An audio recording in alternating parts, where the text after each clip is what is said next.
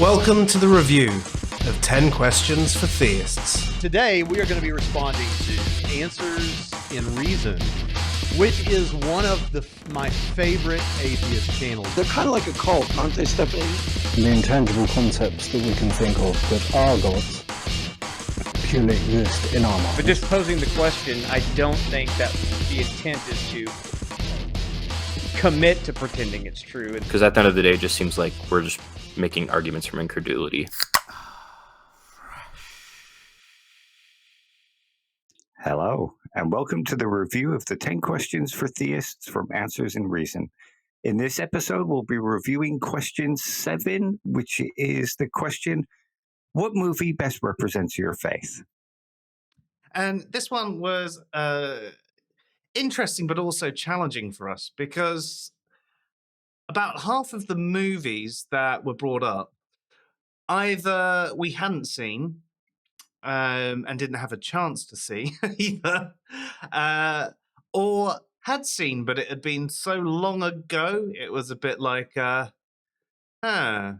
So if anyone wants to fill us in on any additional information that we may have missed from this, it'd be greatly appreciated. But there were some great answers in there, and we've included pretty much every answer, and we've actually remembered to include some of the text responses as well. We're good at this. So our first one from tonight was from the Trinity Radio stream, and they have a bit of a conversation with each other. So rather than separating both Braxton and Jonathan's comments, we're going to address them together. Okay, I The struggle Ten with Commandments with Heston, right? Period. I struggle with this one. Yeah, I mean, none of them Man are on the left. No one's going to be happy with any Bible story set to. I don't care if PureFlix is doing it. I mean, PureFlix, they ruined Esther because my wife started watching that Esther movie, and of course, Esther's talking about God, and the Book of Esther does not mention God, right? Trying to be holier than the Book of Esther. This is what I'm talking about. They made multiple documentary series about Esther. It's called The Bachelor. For me, I think there's aspect. I think Passion of the Christ. Without co-signing everything in it. Yeah. That's a handy thing to keep in your back pocket without co-signing everything in it. Yeah. So that's pretty good. Yeah. But the I can't think. I'll tell you what comes to my mind. I'll tell you, because I don't think he's looking for that. I really don't. Maybe you are, man on the left. But what I think he's looking for is like, is there some other mainstream movie that like captures the theme of your faith really well, or something like that? That's what I was trying to think. I never saw that like missionary movie, the Liam Neeson. I don't know if that would have been. I've never seen it. But I'll tell you what, on the Bible-y movies, the thing that immediately came to my mind was in the early 2000s to mid 2000s, there was the Gospel of John. And that was just the Good News Bible. It was verbatim, text. So like, in fact, even as they're talking, you could see the numbers at the top of the top right. The guy from Lost in it is Jesus. Really? Yeah. Jack? No. Sawyer? Not No. Charlie. Pippin and married Charlie. No, the guy. Jim Caviezel? No. I can't remember his name, but he was a. It doesn't matter. John Locke? No. He was the other guy. I think he was the guy that. It's been so long since I saw Lost, but he was waiting for his wife to show up on a submarine or something. Yeah. He kind of looked like Jesus. I mean, well, like the classical American image of Jesus. Yeah, that was the Obi-Wan Kenobi Jesus. Right? He's Jesus in the sense that we were people in pop culture. But he was sometimes Jesus. referred He was to as Jesus. He played Jesus in that one. Well, here's the thing: the Gospel of John. I didn't think it just being the text messed it up. It still felt like I was watching a movie. Yeah, and I really enjoyed it. Now, that's been 16 years ago or something. So if I watched it again now, I don't know. But okay, yeah, someone says Chronicles of Narnia, but it was too cryptic. Yeah, allegorical films or like Well, but does it thematically capture your faith the best? Yeah, I mean that might be it. that could be. Um, That could be. I wish there's. I guess Tim Stratton would probably back me up on this. I mean, there's a big part of me that wished that Christianity could be uh, best defined by that Denzel Washington movie, The Book of Eli. I that's what think I wish Christianity anything that was. captures the Yeah. true and the good and the beautiful, Yeah. to me, is a good representation of Christianity. And you can find that in things that That are not even explicitly Christian. or trying to oppose Christianity. There's still going to be things. That When you see an archetype of courage as a good thing and cowardice as a bad thing, as you see in many war movies or hero movies, that is, we think, a reflection of a good that our faith affirms as a good. And things like that. All right, let's move on. So that was Trinity Radio, and they gave a number of different responses to the movie question, which is great. There's a lot there. The first one that they suggested was the 10 Commandments with Charlton Heston, and I've not seen that one, sorry. Though you have, haven't you, Dave? I have, yeah. I actually kind of enjoyed the film. It's a nice, good epic and whatnot. But it's also the film that got me sent to Sunday school. And why did it get you sent to Sunday school, Dave? Because I watched it, and after the end of it, I was at I can remember it very clearly. I was at my grandparents' house, and it was around Christmas time. And I turned around after watching it, and I said, wait, do people actually believe this really happened? And my grandmother was kind of religious, like C of E kind of religious, but still kind of religious. And she was kind of shocked because I'd never been brought up religious, anything like that. I didn't know that people took this stuff seriously. And after that, she had a word with my parents and said, maybe you should send them at least to Sunday school once. And I got sent to Sunday school the next week. And that didn't last long, though, did it, Dave? No, unfortunately not. Brilliant. The next one was they brought up was Passion of the Christ, which S.J. Thomason also mentioned. We didn't play her video because it's a repeated suggestion, but I figured I'd let you know that she also mentioned it. Now, this is a movie that pretty much every Christian you speak to seems to really love. And pretty much every non-theist you speak to seems to say is absolutely terrible. Now, I haven't seen it, so again, I couldn't really give you any review on it. In fact, the closest I've seen to Passion of the Christ is the South Park representation of it. Which was pretty good, actually. And I've seen this one, and technically it's a very good film, and, it's all filmed in Aramaic. The lighting is fantastic. The whole intrigue thing at the beginning is really good. But the rest of the film is basically just a representation of the torture that Jesus would have been put through according to the story. And I didn't find that particularly entertaining. And because I'm not a Christian, I didn't find it particularly moving, though I can see how a Christian might be moved by it because it shows what he went through for the sins of everybody else. Yeah, I mean, that makes sense. There's the whole sacrifice element. And as you say, all the suffering he went through for humanity. And if you believe this story to be true, you can have a big connection with it and see it as like, oh my God, look at what he did for us. Whereas if you approach it from a non-theistic perspective, you probably look at it and go, all right, then. It's just a guy who was tortured by particularly barbaric people. Yeah. So I can understand why this one probably wouldn't be good for anyone that's like a non-theist. As a good example of Christianity. It's probably someone who is already in that way of thinking about Christianity, and so it's probably a good movie for Christians, but not for non-theists. Is what I'm trying to say. The next one Braxton brought up was the Gospel of John, and he said, it's basically verbatim. The Gospel of John even has the Bible chapters in it, so it's Jesus's life through John's eyes. Which, again, I suppose, if you're either interested in learning a bit more about the Gospel of John, or you are already a Christian, it would be interesting to you. He did mention sort of any movie where it's sort of like courage versus cowardice, good versus bad sort of thing. He can see that there is some form of metaphor of the battles of Christianity. And then someone from his chat mentioned the Chronicles of Narnia.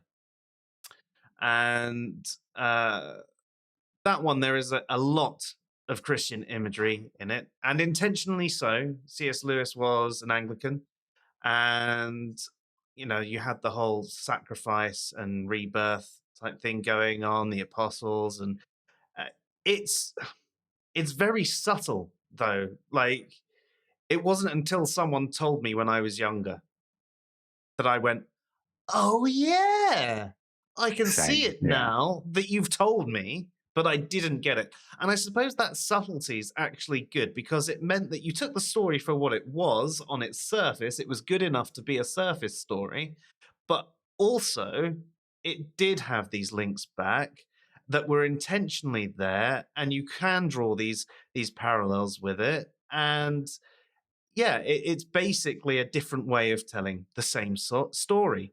And the things that you like from the Chronicles of Narnia, you might be able to say that you also like about stories in the Bible.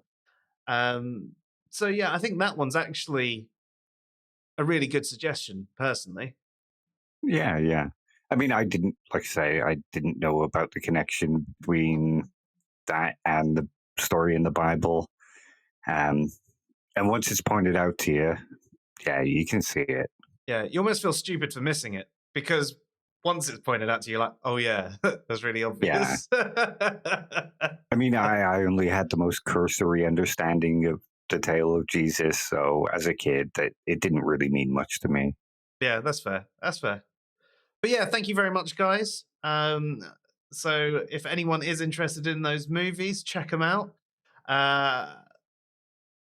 I'm not sure that there are any that I'm going to be checking out, other than maybe rewatching the Chronicles of Narnia with the girls when they're a bit older. The old BBC miniseries is the best one. Not the films, but the old miniseries.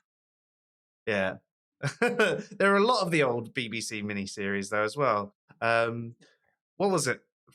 5 Kids and It, or something like that. I mean, I'm going a bit that off was topic, fantastic. but that was amazing, absolutely amazing. And then they tried to do like a new series or a film or something of it, and it just didn't work as well. There was one I grew up with as well, The Phoenix. I can't remember what it was called, but it was about this phoenix rising from the ashes and helping these kids out, and it was really good and really fun when I was a kid. But awesome. Can't remember what it's called. Yeah. Well, if you remember, let me know. And if you do remember, I'll have to put it in the comments.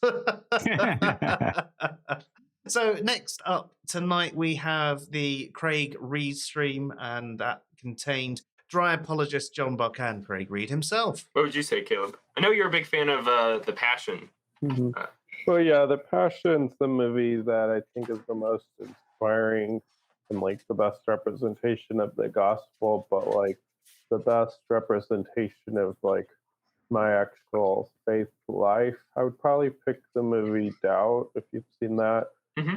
And not because I'm like, I relate to the actual events in the movie, because it's very, specific scandal and such, but just the complexity of the characters and like, I don't know, that's just kind of how the vibe that I get. Like, you have like some people that are really extreme, like, I don't know, you just kind of have to watch the movie, but it represents different, kind of what we've been talking about, how there are Christians who are more like maybe rigid or dogmatic, and then there are others that are maybe questionable in their behavior, and then there are others that are kind of clueless. Yeah, that's a real good one too. It's got like a star-studded cast of Philip Seymour Hoffman, Meryl Streep, Amy Adams. Yeah, that's a good one. What movie was that?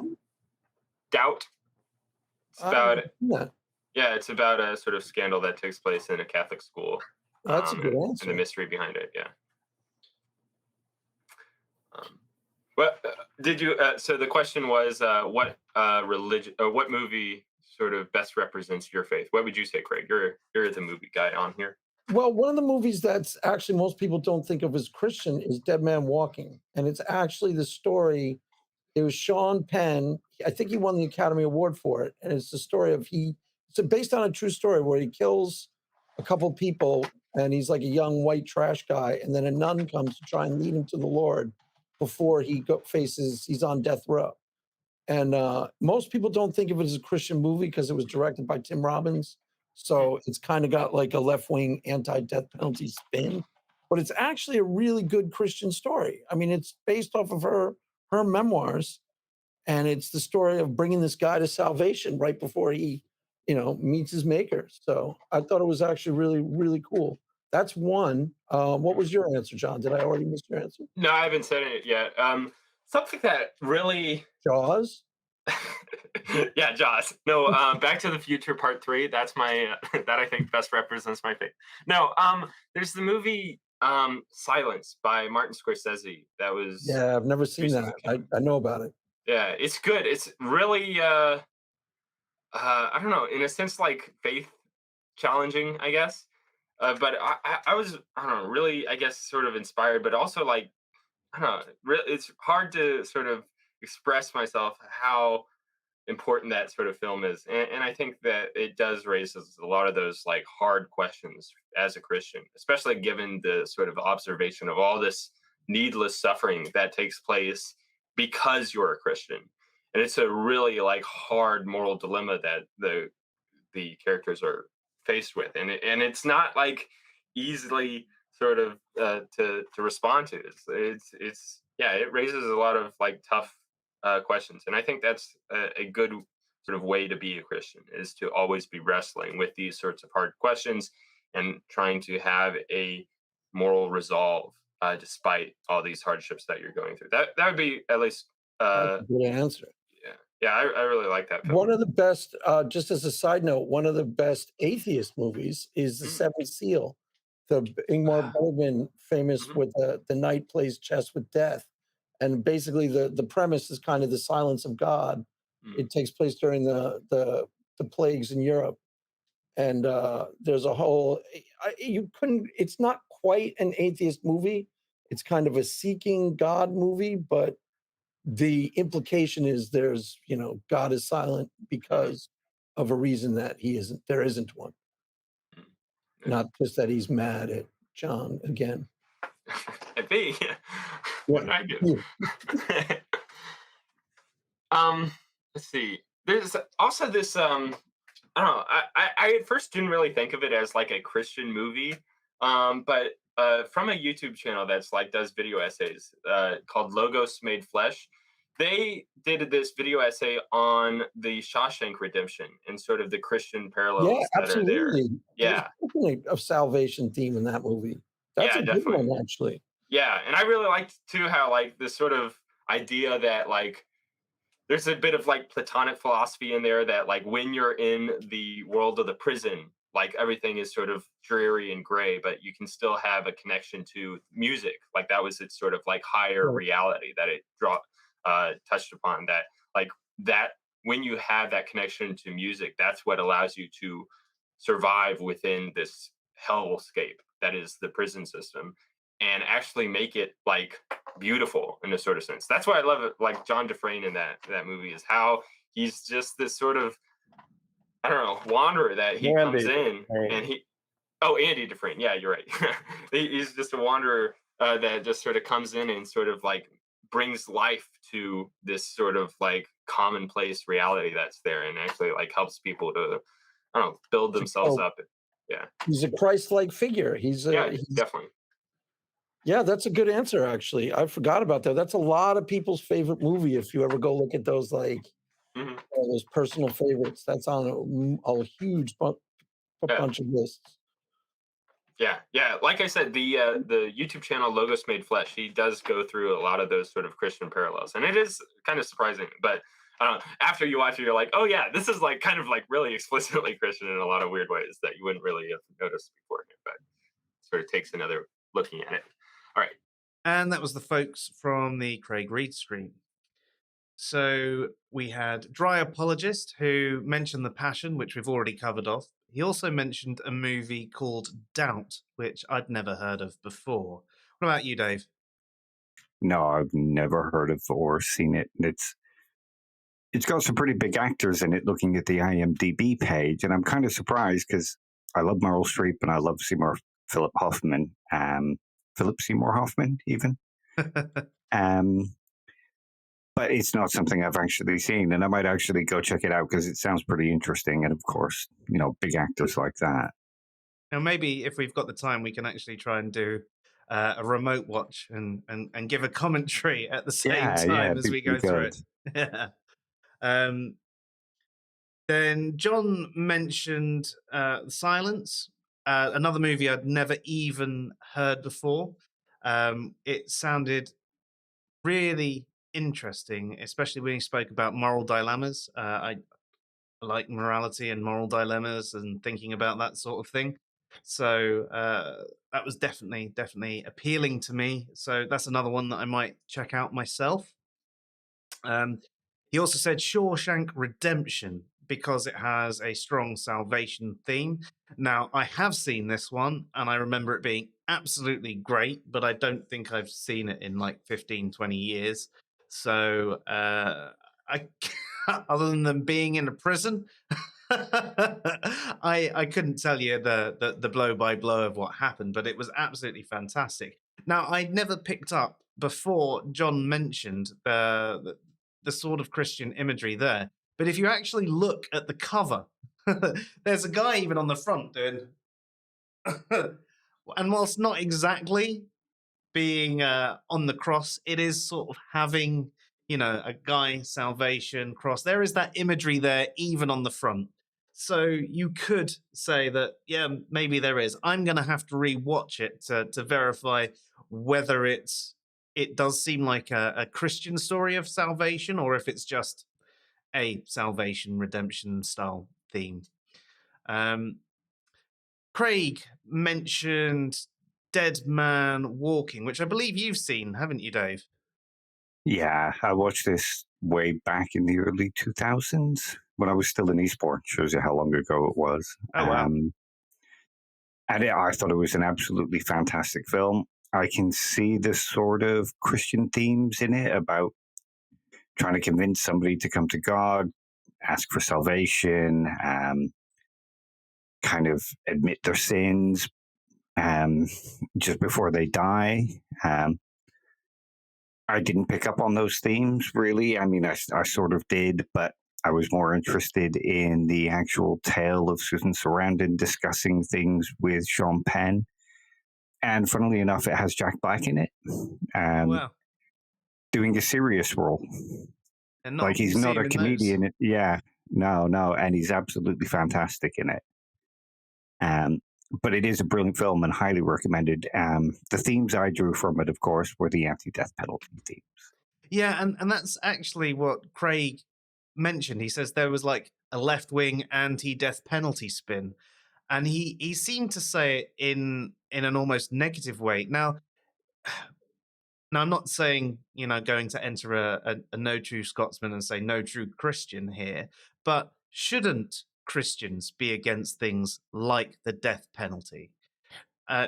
Shouldn't they be seeing things like taking a man's life being up to God? And it's God alone who chooses these sorts of things. That's my understanding.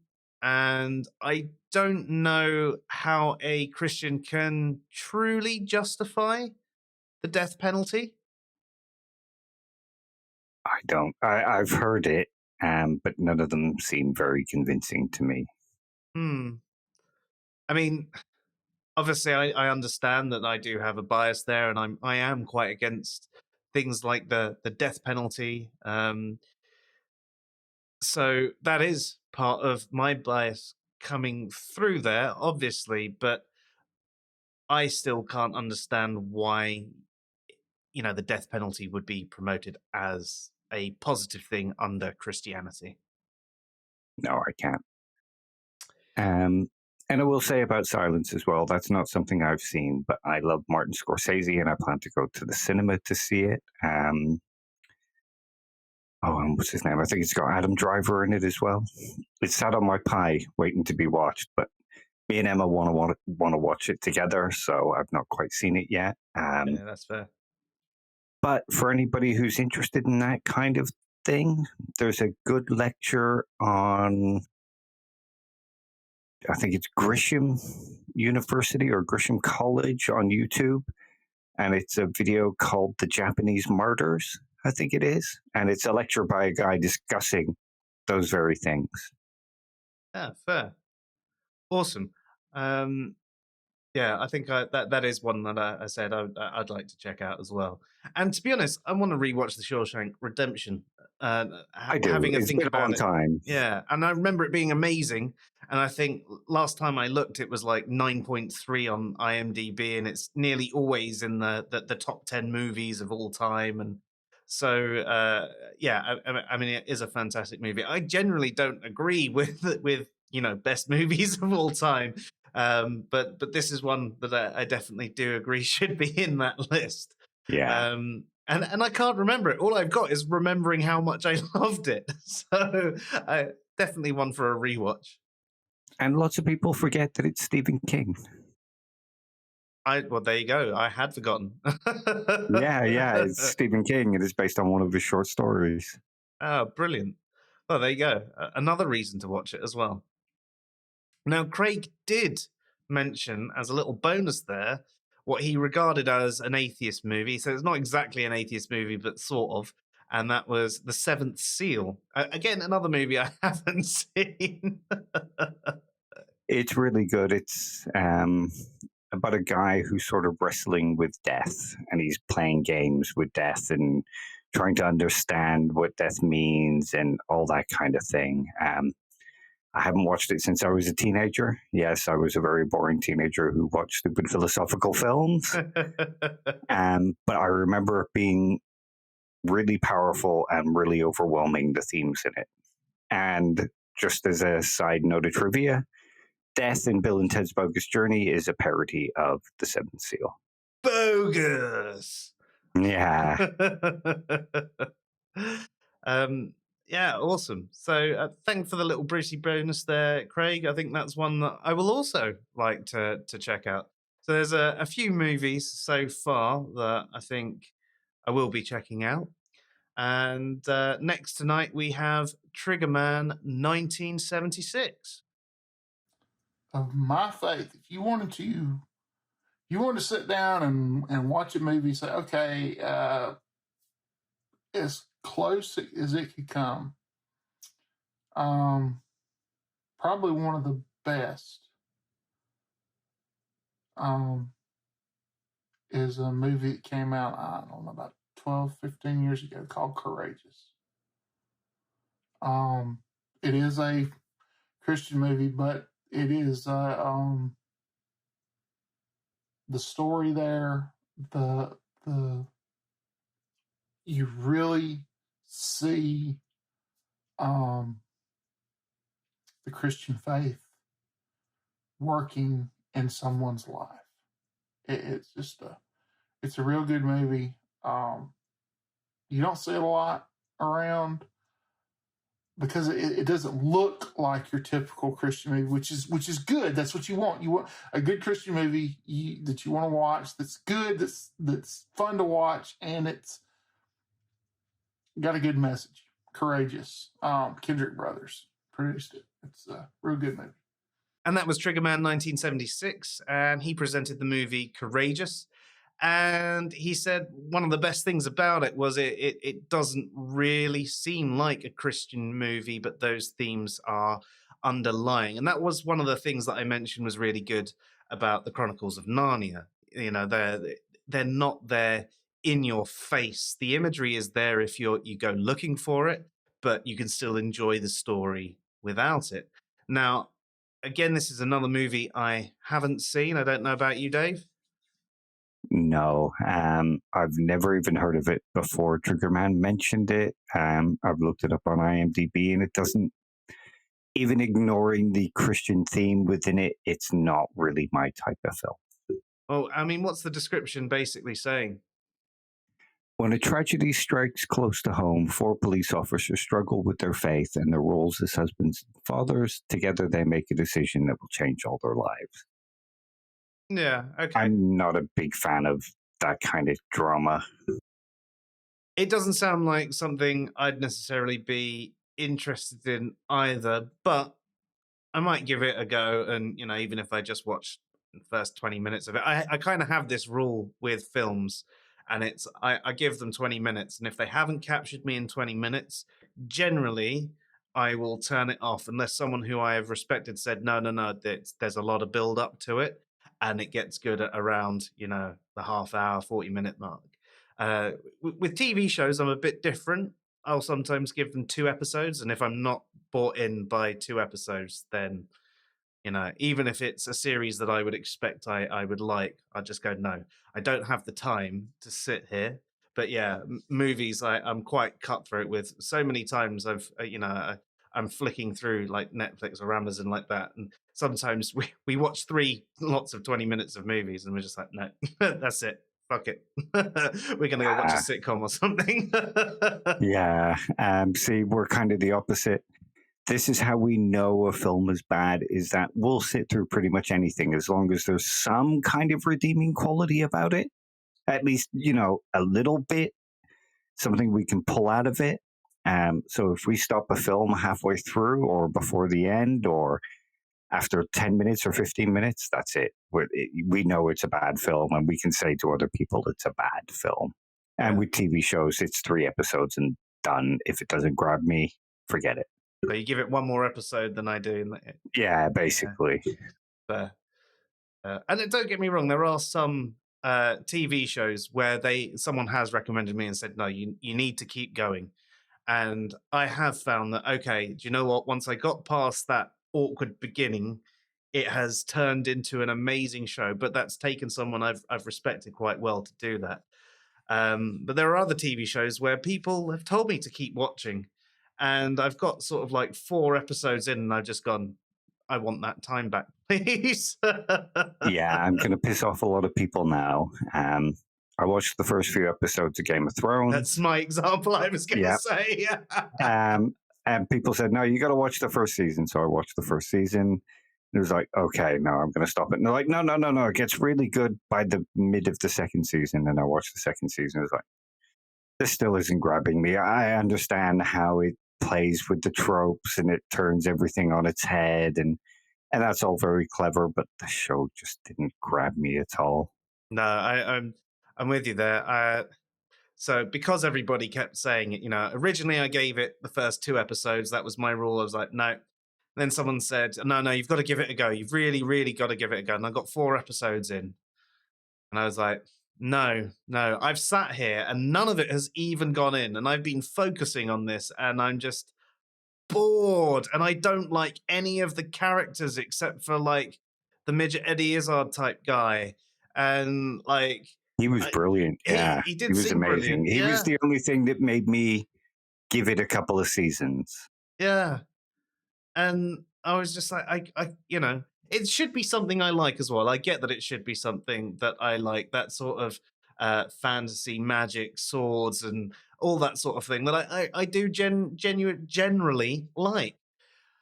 But yeah, it just couldn't grip me. And then when someone said, "Oh no, you need to get through the first season," I went, no, I'm not watching an entire season of a show in the hope that it gets good. Because what happens if I get to the end of the first season and they go, yeah, but it's about halfway through the second season. And then your entire example there is exactly why I didn't get past the 4th episode.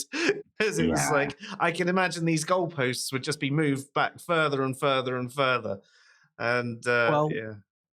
One of the reasons I was actually willing to do it was because I'd watched Breaking Bad not long before. And that was one show where the first season was okay-ish. It didn't really grab me.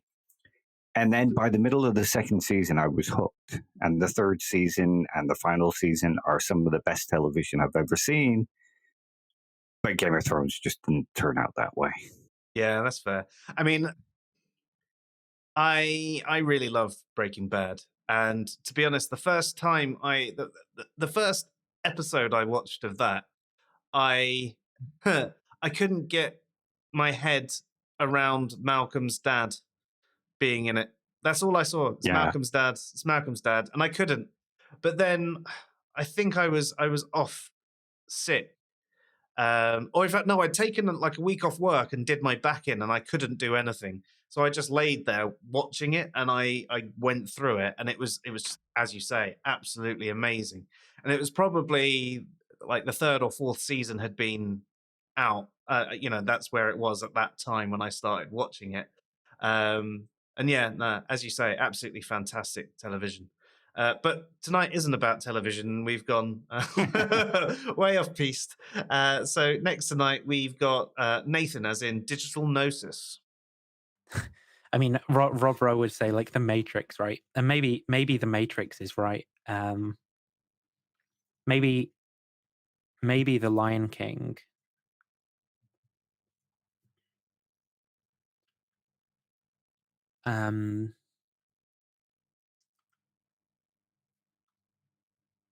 Though I suppose it's a bit loosely connected. Maybe even, I mean, it's not a movie, but the kind of cinematic arc of Halo or something might.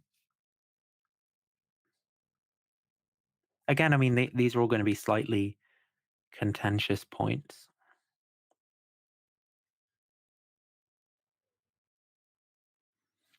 I quite like I forget which year it is 1977 film, Jesus of Nazareth. That's about 7 hours long or something.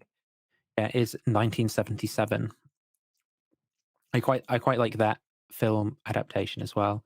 Yeah, I was just come back to the chat and someone put Lord of the Rings. Maybe Lord of the Rings. I mean, in terms of books, Chronicles of Narnia, but I didn't want to push the new films because I don't think that those new films are particularly good. But the cartoon version of those films are quite good as well. There's like a cartoon Lion, the Witch, and the Wardrobe. Okay. So that was Nathan, as in digital gnosis, and he made a number of suggestions as well. So thank you for that, Nathan. The first one he said was The Matrix, which was one that I expected more people to actually bring up. And there is a hell of a lot of imagery in there. I mean, she's even called Trinity. The ship's the Nebuchadnezzar. There's all that sacrifice and rebirth sort of thing going on. But there is something in it as well that I found confusing to my experience of some Christians. And that was the fact that it is a trans allegory. And I did ask Nathan about this. So I'm just going to read out his response. And it's, I don't view the Bible as a bullet point list of propositions about truth or something by the way. But I also don't think that any of the biblical authors had the concepts of homosexual or transgender in the sense that we have them today. Most of the passages I'm aware of that condemn those sorts of things are anachronistic renderings of passages into English that don't all mean the word that the conservative NIV translators chose to render it into English.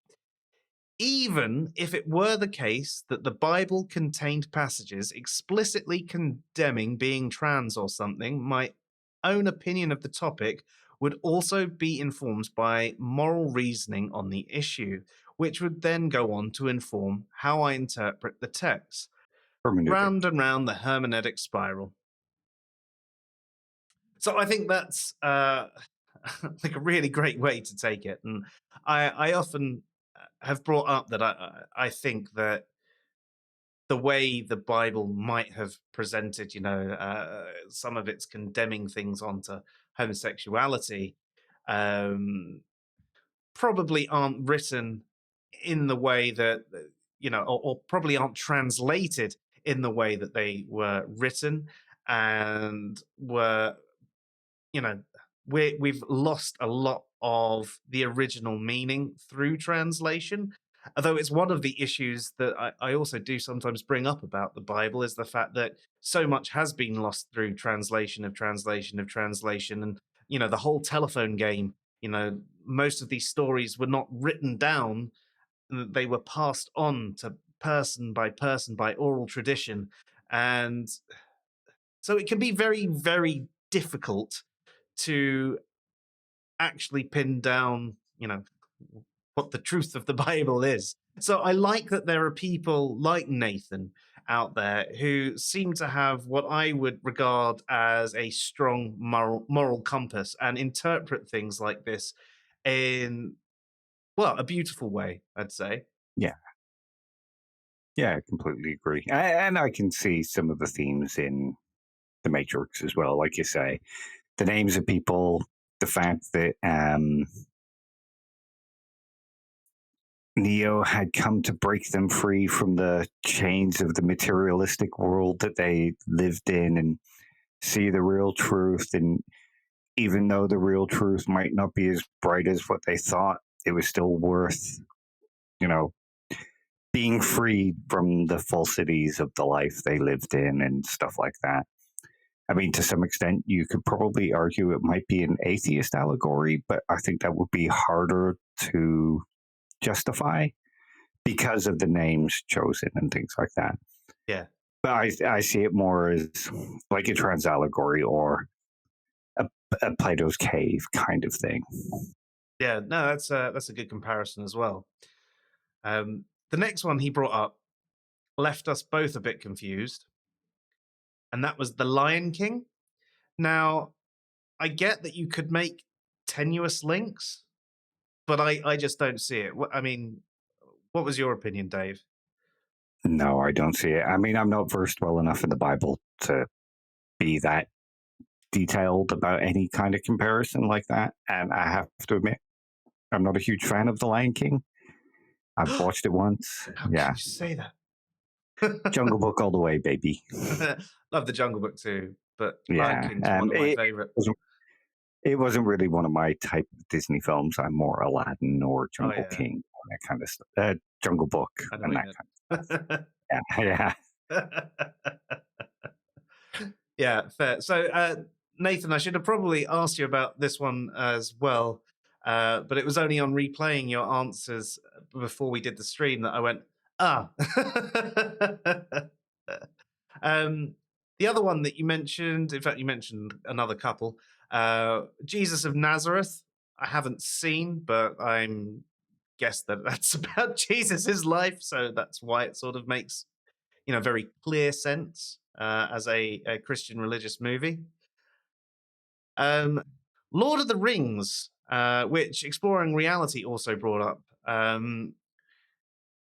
Now, again, with this one, I get that Tolkien was a Catholic, but I don't really see so much of the imagery there in the same sort of way. Sure, yeah, there's the big bad evil, which could be taken as Satan, and there's the sin imagery, especially around the precious and the poisoning element of sin. If this ring represented power and power poisons everything, then okay, you can understand how that could be a metaphor for sin, and it's poisoning the people that wear the ring of power and turns them evil.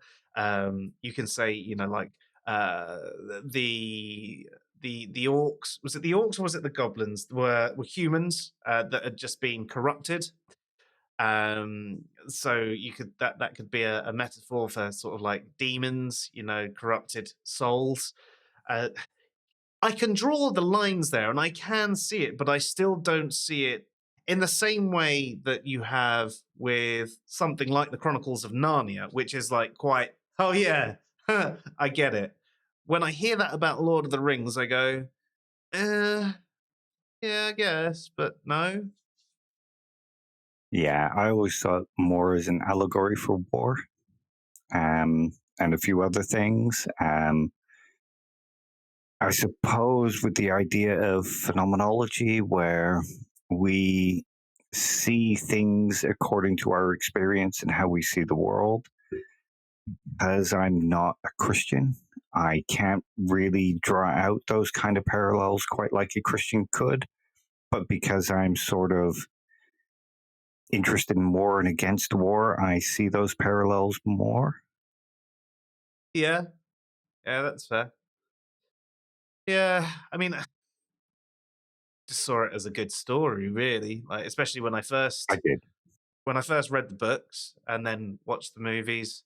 You know, it was a good story. It was good fantasy, um, and it did have certain things of imagery in there. You know, like power corrupts and things like that. But I didn't necessarily see it as, well, yeah, it's sin that's corrupting you. I saw it as power corrupting, and as you say, Dave, it's me approaching it from a non-theistic perspective rather than approaching it from a theistic perspective. So Yeah. yeah. And then also, as we've mentioned already a couple of times tonight, Chronicles of Narnia was brought up. So we'll move on past that one. But thank you very much for that, Nathan. That was really interesting. Yeah. And thank you for your explanation that you were so kind to give me about your take on the Matrix. So our last video tonight is from Yovany. Now, his one is a little bit different. This is supposed to be movies, but he says he doesn't watch movies. So he's actually given us a TV show. But you have to find out what it is. I don't watch movies. Never. I would say, like, the only movie that I watch is God's Not Dead, but only partly, and I don't want to torture you with that. I'm not that cruel. But I would say Daredevil, even though it's not primarily religious, but the character Matthew Murdock is religious, and I think the faith is the Catholic faith, even though I'm not Catholic, is presented quite beautifully. The priest is super wise, so I would say, yeah, that's a good show recommendation. It represents Christianity good. The priest is not a jerk, which is hard to come across in like me in shows. The priest is always a jerk, or the religious people are always incompetent. Either of those two, jerks or incompetent. So so I would say Daredevil. That's a good show. So that was Yovany, and as I said, he didn't have a movie because he generally doesn't watch movies. And to be honest, I must admit, in recent years, TV series have been so much better than movies anyway. So I am with you.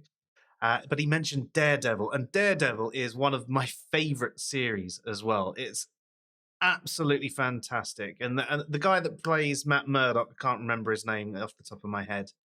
I can't remember his name now. I'm Matt Murdock. Oh, foggy. I can't remember his name off the top of my head, unfortunately. But he plays the character so well. Sorry, Charlie Cox. Charlie Cox. Yeah, he plays the character so unbelievably well, and he put so much effort into the role. He actually basically practiced by essentially blinding himself. His glasses that he wore reduced his eyesight, and he would be walking around the sets almost blind, and it's just absolutely fantastic how much effort he really, really put into the role. He really brought the character to life. But we're obviously talking about this from the faith presentation. Now, Yovany's not a Catholic himself, but he said he felt that it gave a good representation of the Catholic faith. And I definitely agree with him there. And it's also the internal turmoil you see going through the Daredevil character, where he has to be this devil and essentially send himself to hell to save his city. He's doing the ultimate sacrifice. He knows that his actions are ultimately going to get him sent to hell, but he's still going to do it anyway. Yeah, it's again, I completely agree with you. This is one of my favorite TV shows of all time. And there's the whole theme of no matter how much he unburdens himself to a priest, he still can never get rid of that guilt. That guilt and that shame always stays with him, and it kind of fuels him to go on, but also fuels him to hate himself. It's a really not beautiful dynamic, but the way it's portrayed is kind of beautiful. Definitely. And there was also something in there that I liked where I can't remember in which season it was in, but the priest actually said if you're if you're going out with the intent of doing these things, then I can't exactly forgive you for doing them. You can't forgive you for something you're going to do. You've got to try and not do these things. So there was even, he wasn't absolved. And I think this is something that a lot of Catholics are quite often missing out on. They go and do bad things and then they give confession. And they go and do bad things and give confession. And they feel that they're completely absolved, so they can carry on doing these bad things. And I liked the fact that it was brought up there that, no, you can't just use this as a way to wash your hand of sin. Yeah. I will look after you. If you need me to look after you, I'll nurse you back to health. I will do everything I can for you. But if you're going out there doing these terrible acts, I cannot, absolve you. Now, he was doing those bad things for the right reason. He definitely had a problem of dirty hands. Yeah. Which again, ties into some of the philosophy, the moral dilemmas and things like that we love to discuss. So there's another angle there that we found enjoyment from. I mean, you could also take into account the doctrine of double effect here, where you could argue that he wasn't going out to hurt people. He was going out to save them. So it wasn't his intention to hurt people. That was just a byproduct of saving them. Yeah. But the priest doesn't accept that kind of doctrine of double effect. It was, you're going out to hurt people, simple as that. And that kind of goes against some of the actual doctrine. And that made for a nice philosophical sort of thinking about it in that way. Yeah. And good point. So yeah, thank you, Yovany, for bringing that one up. I know it wasn't a movie, and to anyone that's complaining that we allowed a TV show in there, well, tough. It was great. It's worth promoting, yeah. Now, we did also mention that we got responses in text. We've actually remembered to do some of the text responses. Past the first question, we very rarely had time to address the responses because we've had so many great video responses that have addressed so many things that, we appreciate the text responses and we've responded to pretty much everybody that's given us a text response, but we haven't had the time to include them in the video. This has been a bit of a shorter video, so there was a bit more time. And there was also some similarities. So there were lots of people that brought up the Chronicles of Narnia. So that's obviously something that's quite strong with everyone. Someone else also brought up The Silence, which is a movie that we've both said that actually, yeah, we'd like to check out. And then we did get one response from a Muslim who brought up the 1976 film called The Message, which I've not seen. Have you, Dave? No, I've not actually seen it myself. It is one thing I did intend to see and then just never got round to it. And it's quite an interesting film and has some quite interesting tidbits about it. The film itself is a portrayal of Muhammad's rise to prophet and, rise from Medina to Mecca, that kind of stuff. Or Mecca to Medina. I can't remember which way it went. And because it's considered blasphemous to show Muhammad, the tale is actually told through Muhammad's uncle. And we only ever hear Muhammad's voice. And it's supposed to be a very good film, but a couple of interesting tidbits about this. One is, I just learned tonight when I looked the film up because I was researching something else, and that was the film ran out of money. The backers pulled the money from the production, and someone stepped in to kind of finance the rest of it, and it was actually Gaddafi. the leader Olivia, who we probably all know, which was kind of interesting. It doesn't really mean much, but that's kind of interesting. And the other is that it brought about terrorist attacks. Mm. Hang on one second. Yeah, that's quite interesting that it is brought out about terrorist attacks, especially as it was funded by a Muslim. Yeah, and it was made by Muslims, written by Muslims, everything like that, the whole production. There's two sort of interesting things here.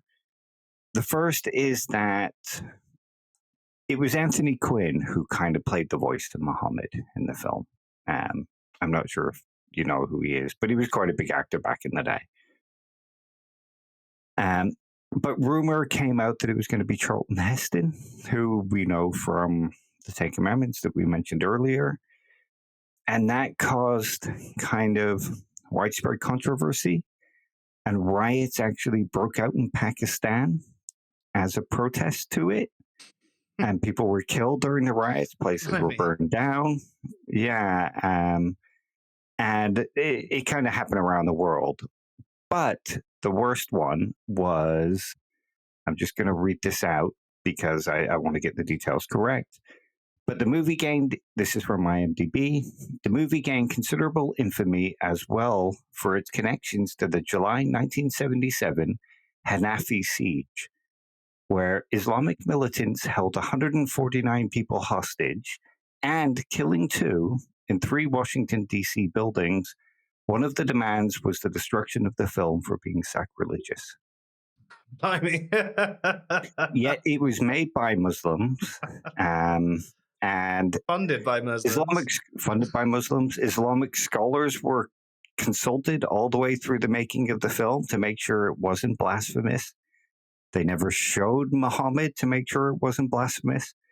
But yet there was this small portion of Muslims who deemed it as blasphemous and created terror attacks. There was also plenty of threats, and they were going to firebomb movie theaters that showed it and all that kind of stuff, which is kind of interesting when you draw parallels to something like the South Park episode. Yeah, that South Park episode is brilliant. So there was it was the South Park episode where they were addressing Family Guy, wasn't it? And Family Guy was going to show Muhammad, and if they actually showed Muhammad, they were going to start a war. And there was also the 5 Super Friends episode. Oh yes, the one where they actually censored Muhammad, and they were originally going to show him. They censored his name, everything about it. But yeah,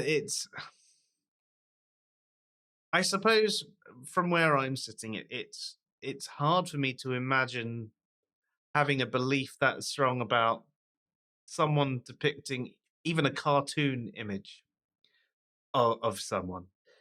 And when you can see like how strong the reaction was to the message, which funded by Muslims, played by Muslims, made sure that it wasn't blasphemous. They did everything they could to make sure it was in line with the Quran and the Islamic faith.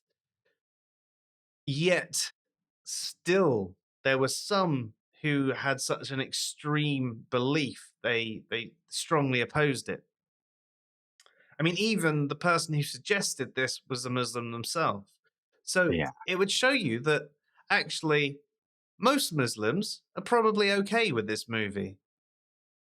It's just a few extremists that are probably giving Islam a bad name. The rest a bad name, yeah. And I think that is what we can actually see from a lot of Islam.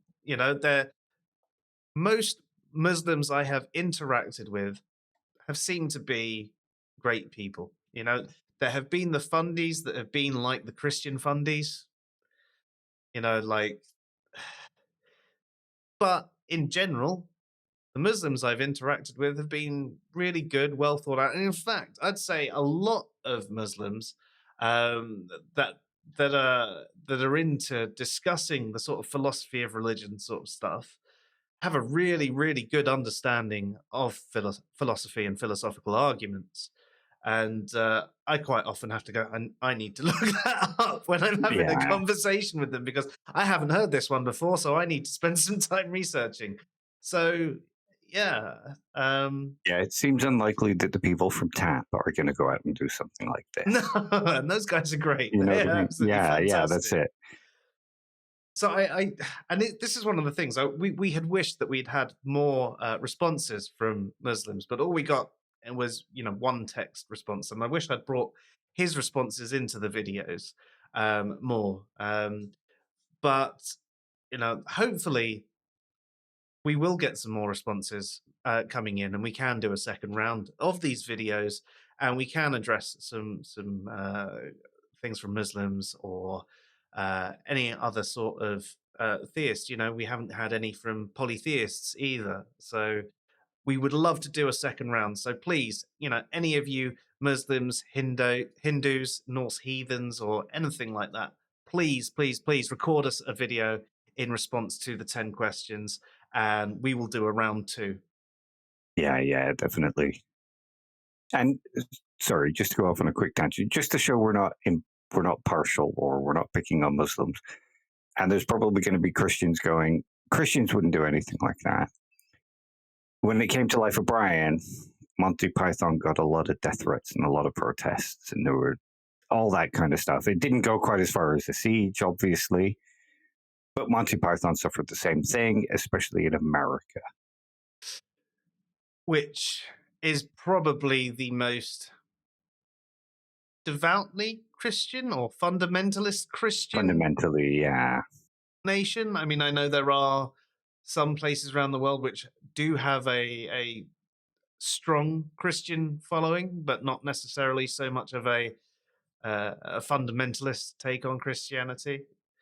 So, I mean, even here in the UK, you had people like Mary Whitehouse trying to ban the film for being blasphemous and whatnot. And the film only ever showed Jesus once and showed him in a good light. Yeah.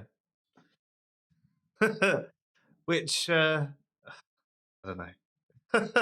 It shows you how skewed the fundamentalist mind can be, Yeah. especially compared to the average kind of Muslim or Christian. Yeah. And I think that's something people need to try and take into account a bit more. That average Christian or Muslim is not the bad eggs that you always hear about, not the terrible debaters you might see online or the people who are doing the terrorist acts or are bombing abortion centers or anything like that. Now, there are certain areas where you do have more of those people, and we do need to do something to deal with that level of fundamentalism. I'm not negating that. I'm just saying in your day-to-day interactions with Christians and Muslims, they're probably not going to be this worst case type person. Absolutely agree. And then there was one more movie, actually, that was mentioned in the comments, which was The Shack, which was, I think, a 2017 film. Yeah. Which, again, another one I haven't seen. I haven't. And weirdly, years ago, I wanted to try and be a kind of, like a dialogue writer. Yeah. And one of the thoughts I had for a dialogue was a guy sitting alone in his cabin, and somebody knocks at the door, and it turns out to be God, and he has this discussion with God. And this film sort of sounds kind of like that. Oh, really? Yeah, but I'm not a good enough writer for something like that. I enjoyed trying to get it done, and it helped me organize my own thoughts. But I like to pretend I'm a good enough writer. Give me your ideas.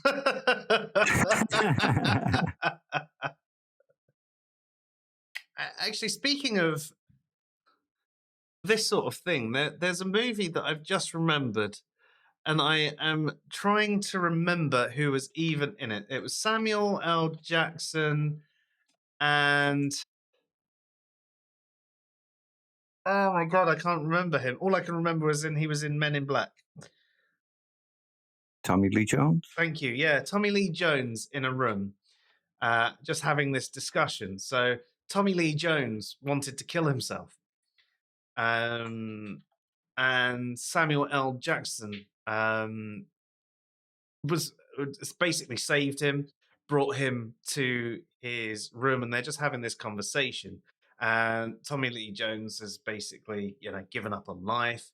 And Samuel L. Jackson's a Christian, but he doesn't. He even says, I don't have necessarily the same intelligence as you. I can see you're a smart guy, but I know God's there, and I know He's trying to look out for us. And he's basically trying to save Tommy Lee Jones from killing himself, because if he kills himself, he'll go to hell.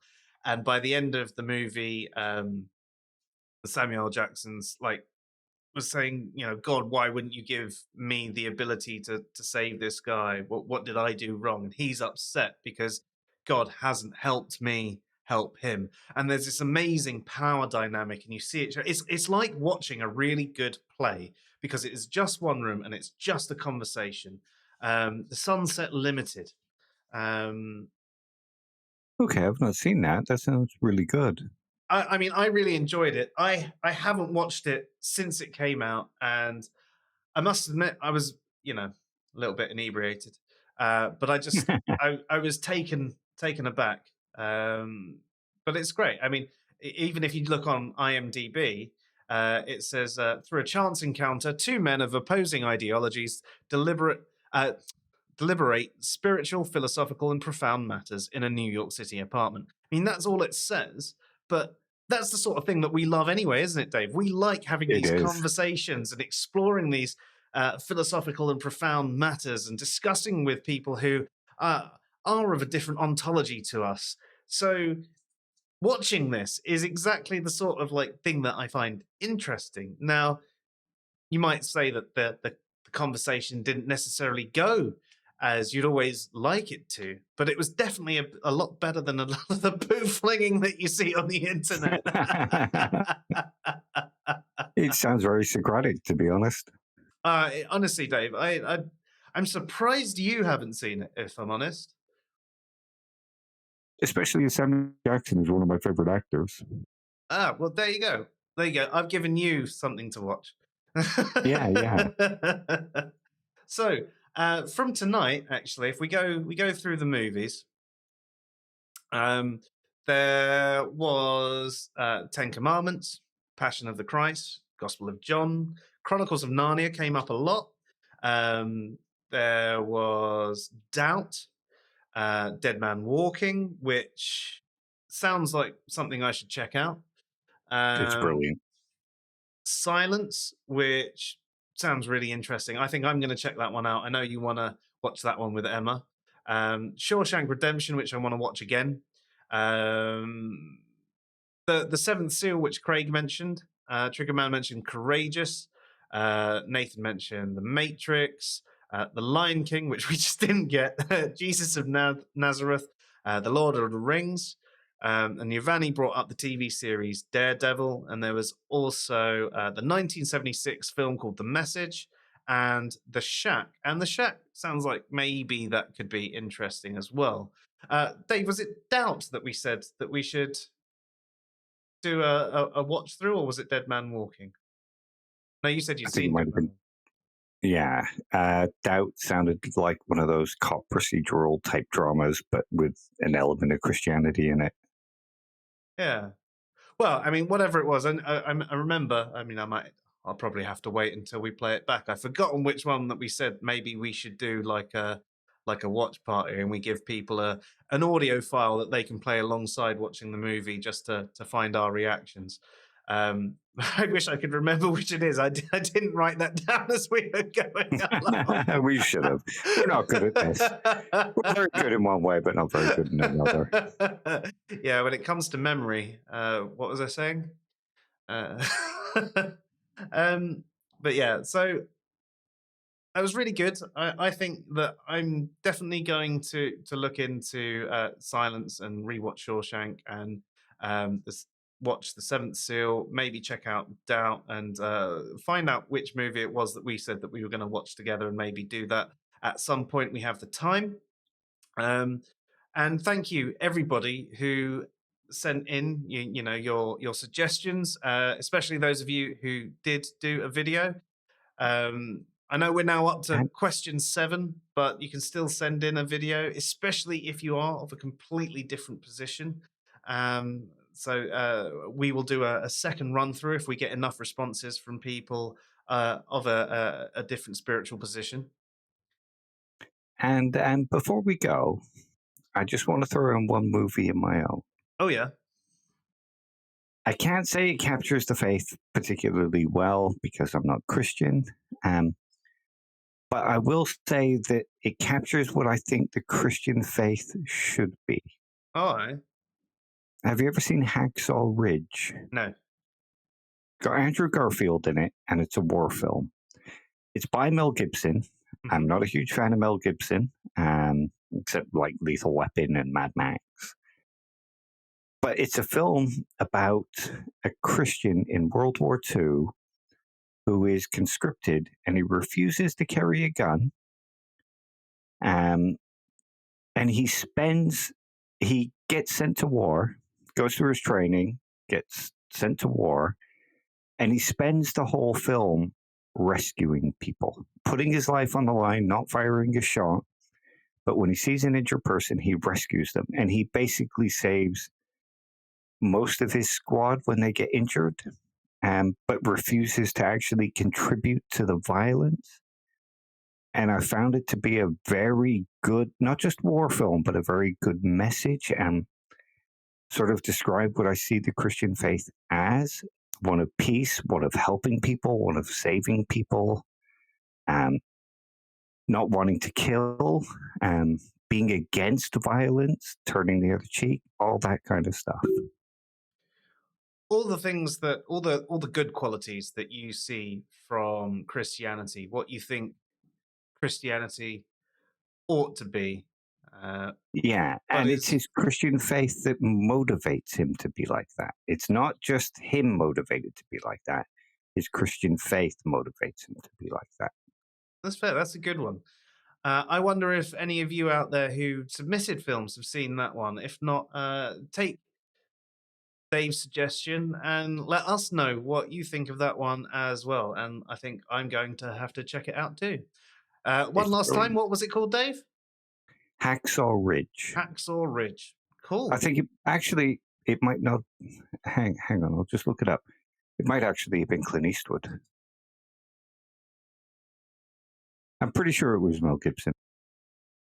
Yeah, director Mel Gibson, and you're right, it has Andrew Garfield in it. So yeah. Released in 2016. I think I'm thinking of an old film from Clint Eastwood called something Ridge. Fair. But yeah, awesome.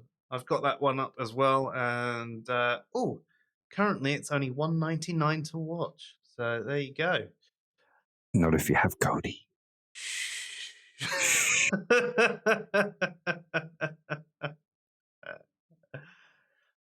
Well, that was awesome though. So again, thank you everybody who submitted your questions tonight. I've enjoyed listening to them, and hopefully you've enjoyed our responses.